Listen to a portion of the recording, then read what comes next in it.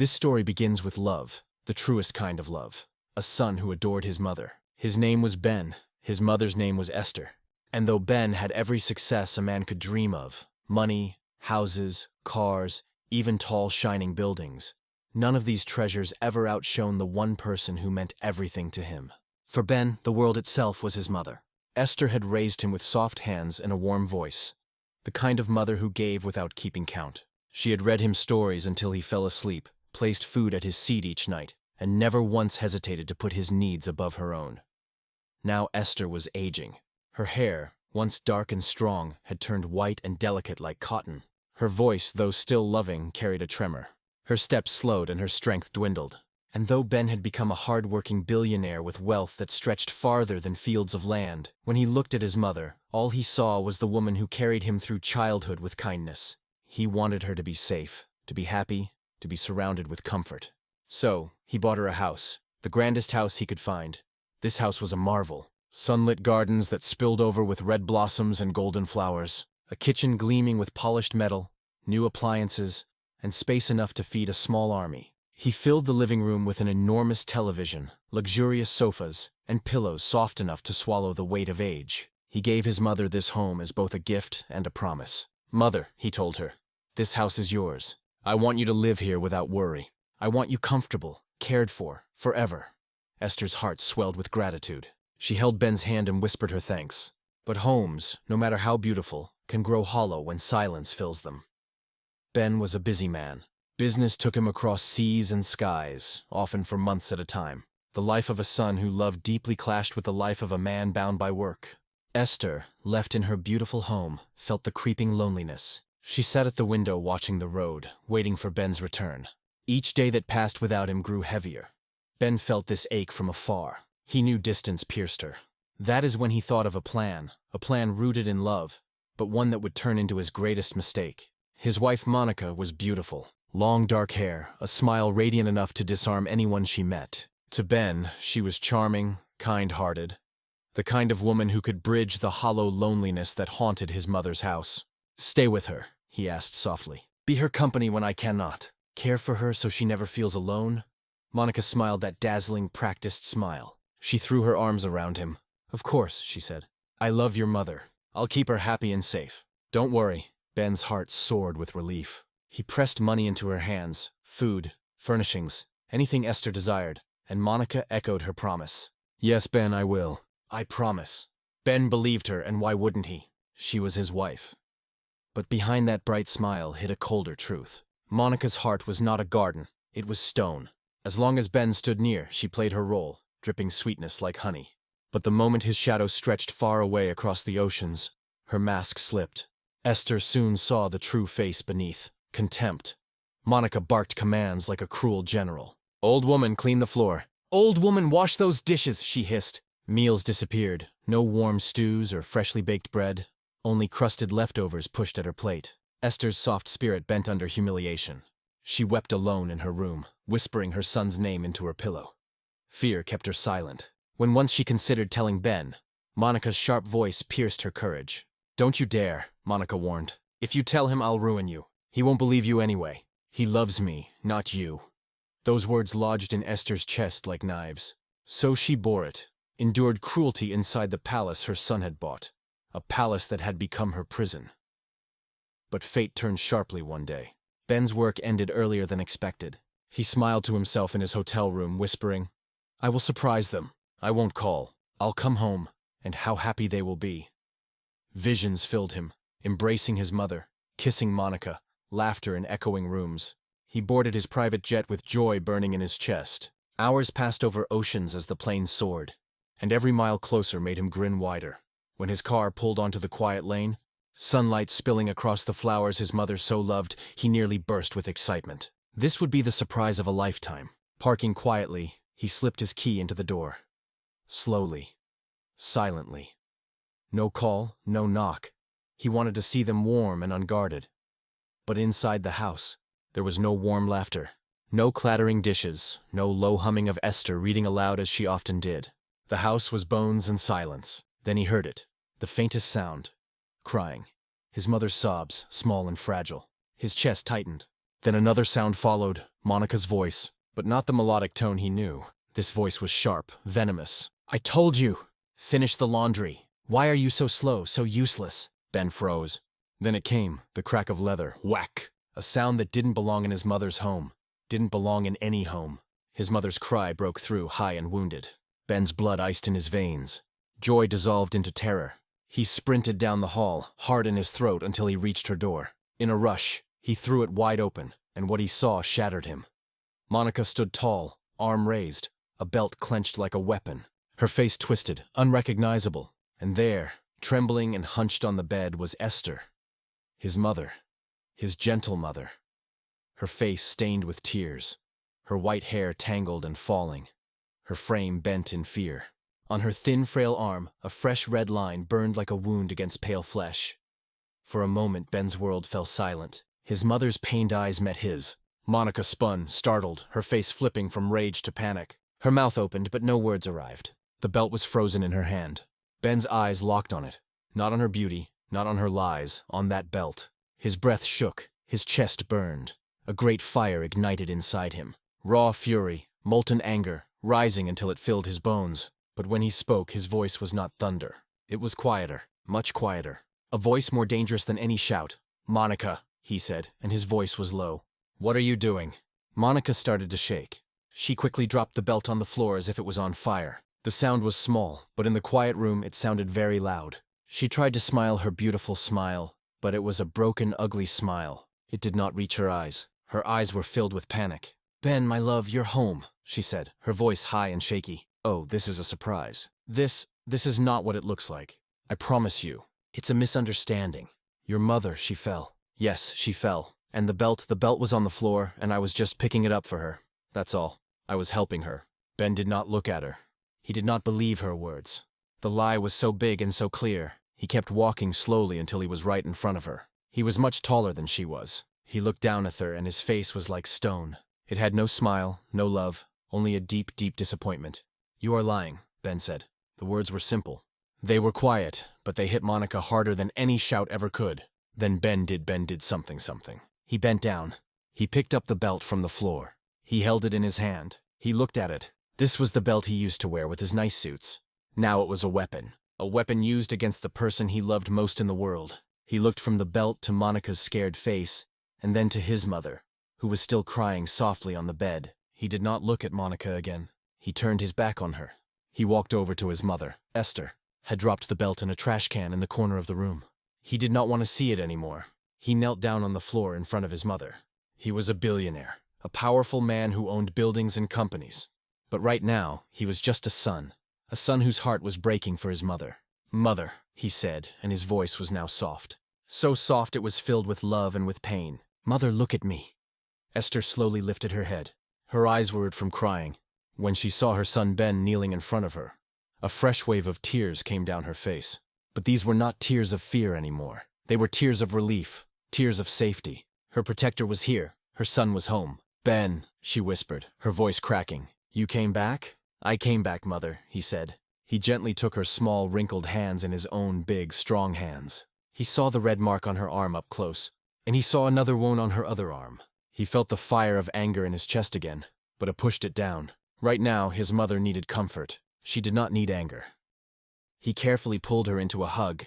He was very gentle, afraid he might hurt her. He held his old, frail mother in his arms. He could feel her shaking. He just held her.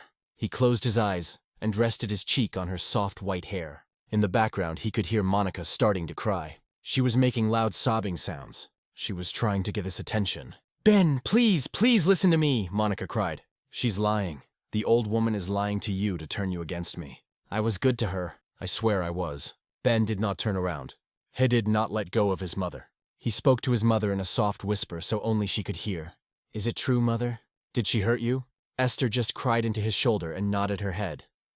Yes. That one small movement was all the proof Ben needed. His mother would never lie. He held her a little tighter. He felt a deep shame inside him. Shame that he had left her here. Shame that he had trusted the wrong person. Shame that he did not know his mother was suffering. He let go of the hug and looked into his mother's eyes. "No one will ever hurt you again," he promised her. "I am here now. I will not leave you. You are safe." He used his thumb to gently wipe the tears from her wrinkled cheeks. He stood up. He turned around to face his wife, Monica, for the first time since he walked past her. She was standing by the door, her face a mess of fake tears and real fear. She saw the look on his face. It was a look she had never seen before. The love was gone. The warmth was gone. All that was left was cold, hard ice. "Get out of this room," Ben said to her. His voice was calm. "Go to the living room and wait for me. Do not say another word to my mother."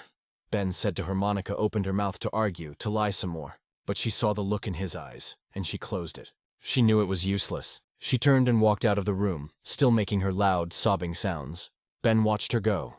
Then he closed the bedroom door, leaving just him and his mother in the quiet room. Ben closed the bedroom door, went back to his mother, and sat on the bed beside her. He took her hand again. For a long time they just sat in silence. The only sound was the soft ticking of a clock on the wall. Ben wanted his mother to feel safe. He wanted the peace to return to her heart. After many minutes he spoke. "Mother," he said gently, "can you tell me what happened? From the beginning, please do not be afraid." And so Esther began to talk. She told him everything. She told him in her small, quiet voice. She told him how Monica changed the day he left, how the smiles stopped, how the kind words turned into shouts. She told him about the cold food. She told him about being forced to clean the big house when her old bones were aching. She told him how Monica would take the money Ben sent, but spend it all on herself, on new dresses and expensive things, while she gave Esther nothing. She told him how scared she was, how lonely she felt. And then she told him about the hitting, that it did not start today, that it had happened before when she was too slow, or when she had dropped a plate. She showed him old bruises on her arms, faded and yellow, marks of old pain that she had hidden under long sleeves. With every word his mother spoke, Ben's heart broke a little more. Each word was like a sharp knife cutting him deeper, and Ben's heart broke a little more deeper. He had been living in a happy dream while his mother had been living in a terrible nightmare. And it was all his fault. He had brought the monster into her home. He listened to everything and he did not interrupt. He just held her hand, letting her know he was listening to every single word. When she was finished, she looked at him with tired, sad eyes. "I am so sorry, Ben," she whispered. "I did not want to make you sad." Ben shook his head. He felt his own tears welling up in his eyes. "No, Mother," he said, his voice thick with emotion. "I am the one who is sorry. I am so, so sorry. I failed you, but I will make it right. I promise you, I will make everything right." He stood up. He felt a new strength inside him. It was not the fire of anger anymore. It was the calm, strong power of a decision. He knew exactly what he had to do. He kissed his mother on her forehead. "I need you to rest now, Mother." He said, "Lock this door behind me. Do not open it for anyone but me. I'm going to go and talk to Monica. I am going to end this today." Ben walked out of his mother's room. He closed the door gently behind him. He heard the small click of the lock and he felt a little bit better. His mother was safe in her room. Now he had to take care of the his mother was safe problem. The problem was waiting for him in the living room.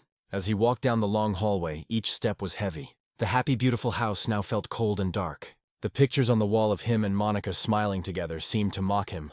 They were pictures of a lie. He walked into the living room. The room was big and filled with expensive things. A big, soft sofa, a beautiful glass table, a thick, soft rug on the floor. But none of these things felt nice anymore. Monica was sitting on the edge of the expensive sofa. She was not crying anymore.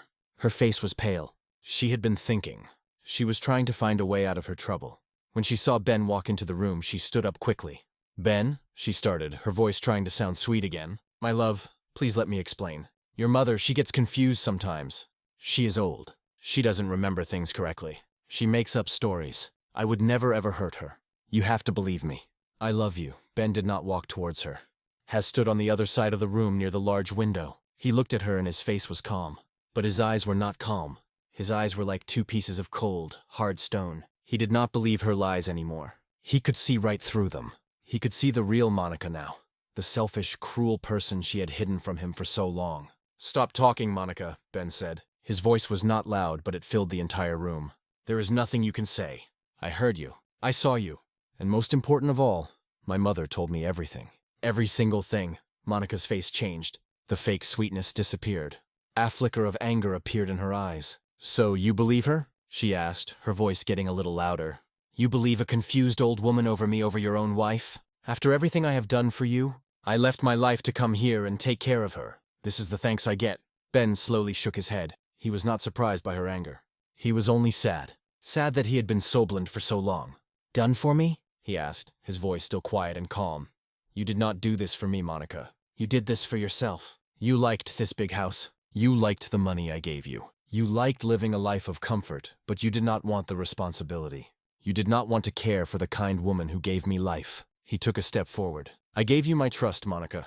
That was the most valuable thing I could give you. More valuable than this house. More valuable than all my money. And you took that trust, and you broke it into tiny pieces. You used my love for you as a shield so you could be cruel to my mother behind my back. Monica looked scared again. She saw that her anger was not working. She decided to try crying again.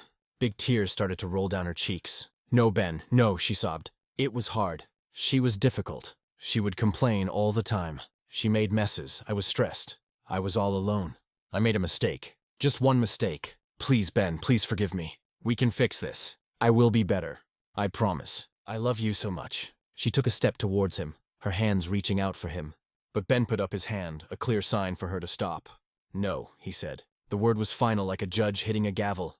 There is no fixing this. Some things, when they're broken, cannot be put back together. My trust in you is one of those things. My mother's safety is not a mistake. It is everything.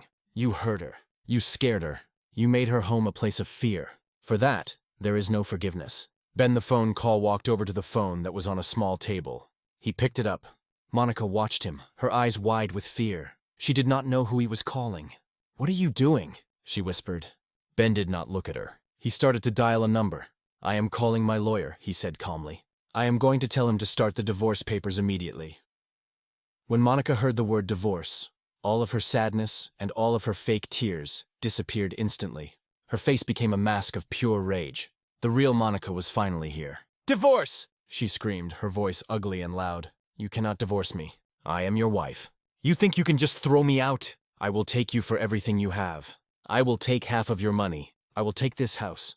You will regret this, Ben. I will ruin you. Tell everyone that you abandoned your wife for your crazy old mother. I will ruin you.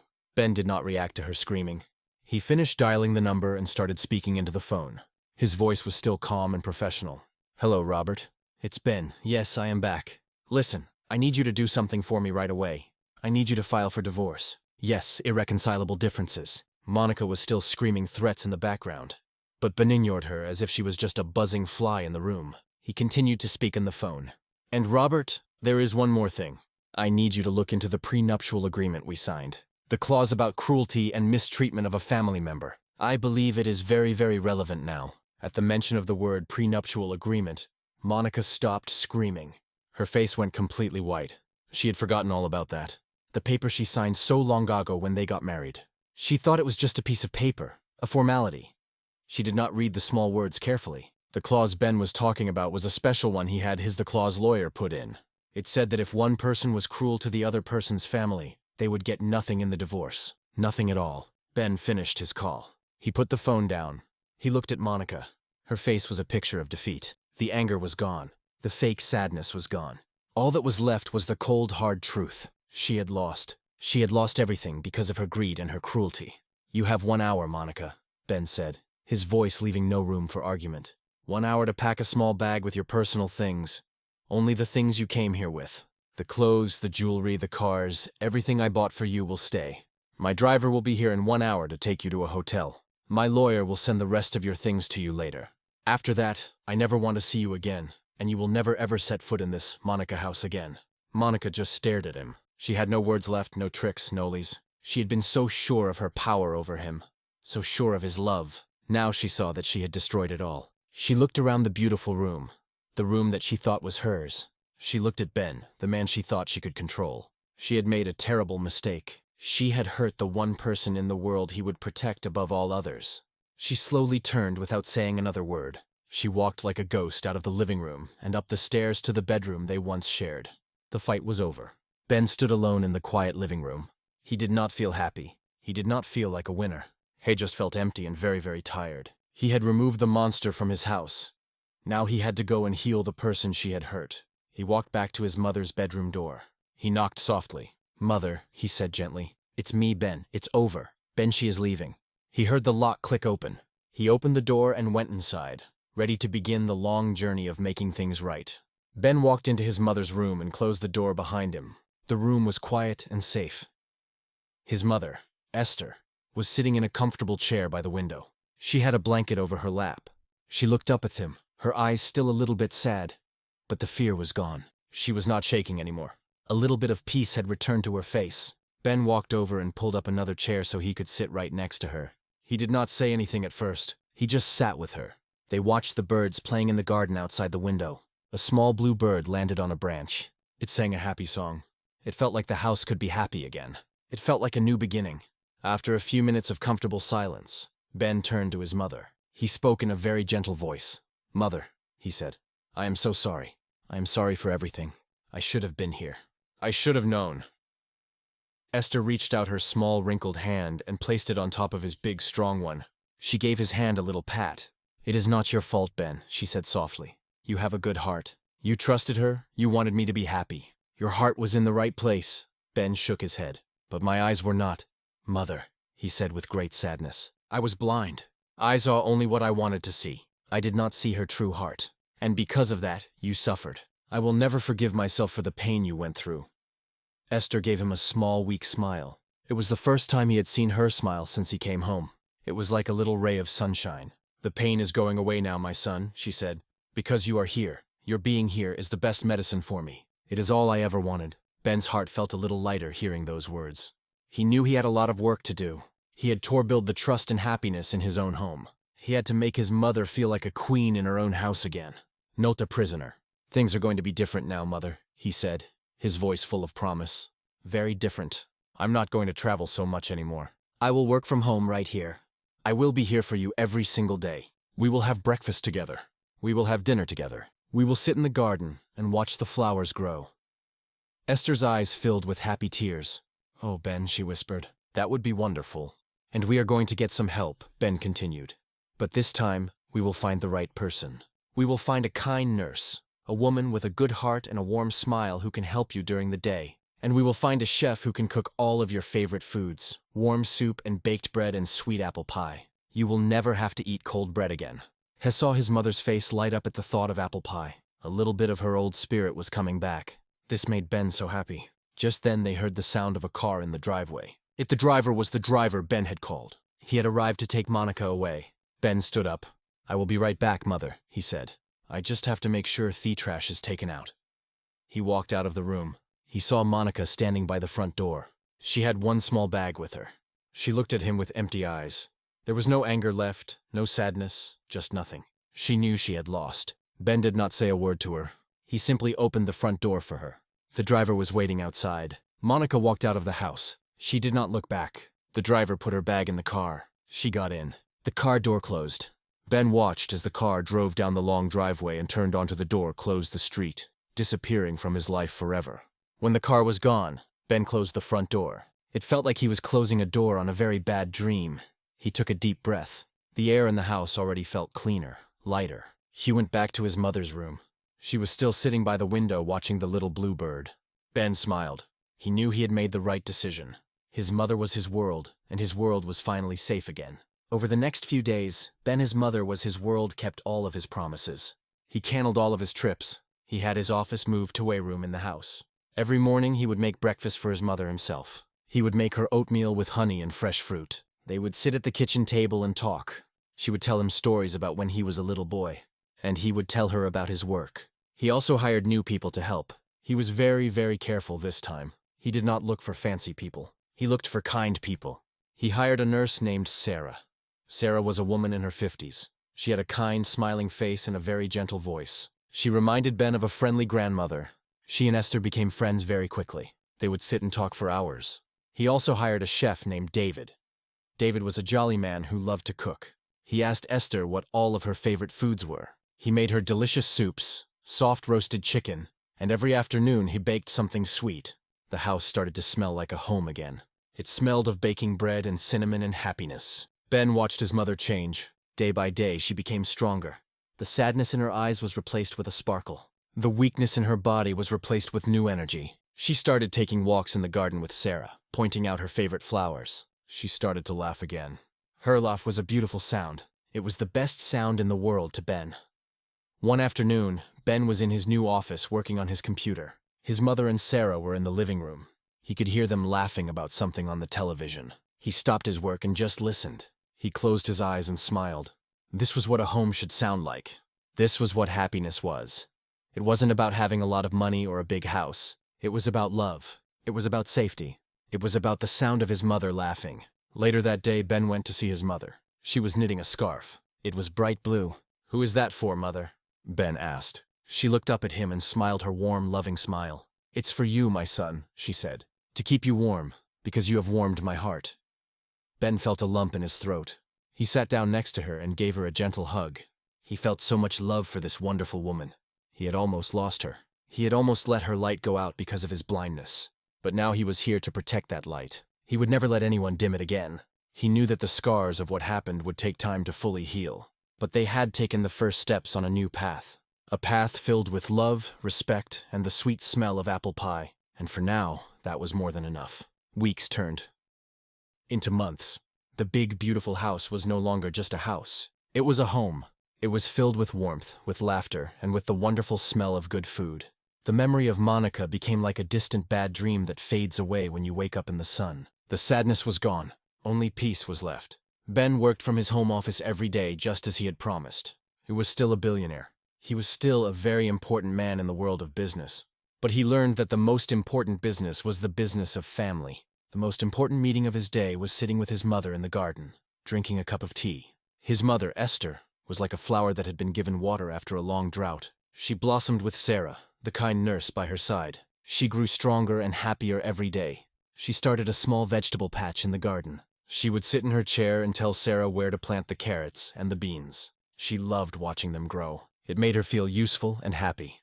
One sunny afternoon, Ben finished his work early. He went to find his mother. She was in the living room sitting on the soft sofa, showing Sarah pictures in an old photo album. Ben sat down with them. The album was full of pictures of Ben when he was a little boy.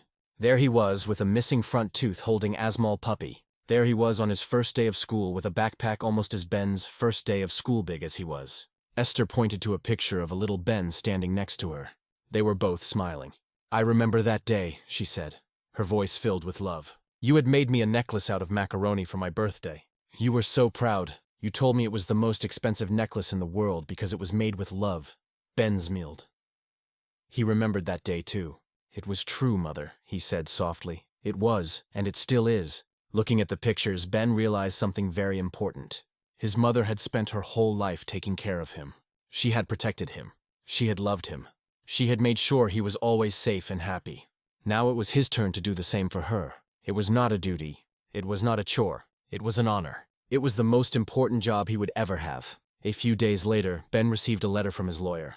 The divorce was final. As the prenuptial agreement said, Monica got nothing. She did not get the house. She did not get the cars. She did not get any of his money. She had left his life completely. Ben read the letter and felt no anger, no happiness. He just felt closure. That chapter of his life was over. He put the letter away and did not think about it again. That evening, as the sun began to set, Ben and his mother were sitting on the porch. The sky was painted with beautiful colors of orange, pink, and purple. The air was cool and sweet. "Ben," Esther said quietly, looking at the beautiful sunset. "I am so happy." "Me too, Mother," Ben said, putting his arm around her shoulder. "Me too. I want to thank you," she continued. "Not just for saving me from before, but for this, for being here, for talking with me, for making me feel loved. You have given me the greatest gift of all. You have given me my son back." Ben felt his heart fill up with so much love, he thought it might burst. He hugged her gently. "You never lost me, Mother," he whispered. "I was just a little bit lost myself, but you helped me find my way back home."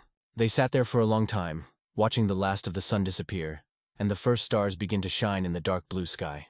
The house was lit up behind them, a warm and welcoming beacon of light. It was a picture of perfect peace, dear viewers, and so our story comes to an end. It is a story with a very important lesson. Sometimes the richest people in the world are not the ones with the most money. The truly rich are the ones who've love. They are the ones who take care of their family. Ben was a billionaire. Yes, but he learned that his greatest treasure was not in his bank account. It was sitting right there beside him on the porch. It was his mother. The story teaches us that we must always protect the ones who are weak and helpless. We must honor our mothers and our fathers. And we must never be blinded by a beautiful face or sweet words. We must always look for a beautiful heart. For in the end, a beautiful heart is the only thing that truly matters. It is the only thing that can make a house a home. and the only thing that can make a life truly rich. If you enjoyed this story, whether it gave you chills, made you think, or maybe even brought a tear to your eye, don't forget to hit that like button right now. It really helps the channel grow and lets us know you want more stories like this. And if you haven't already, subscribe and turn on the bell so you never miss a new tale we drop every week. We've got more twists, turns, and unforgettable characters coming your way. Now we want to hear from you. What did you think of the story? Who was your favorite character? Drop your thoughts in the comments below. We read every single one. Also, if you know someone who loves a good story, share this video with them. Let's get the community growing. Thanks so much for watching. Stay healthy, stay inspired, and we'll see you in the next one. At Virtuous Stories, we love you.